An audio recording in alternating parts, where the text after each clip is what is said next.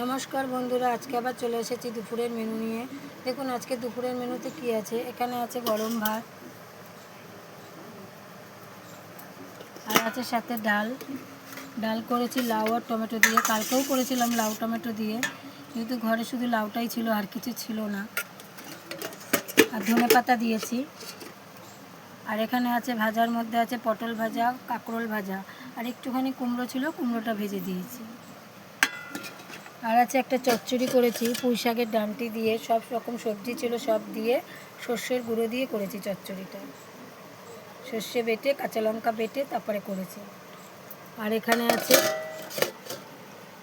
ডিমের ঝাল, অমলেট করে করেছি। দেখুন বন্ধুরা কেমন লাগছে ডিমটা দেখে।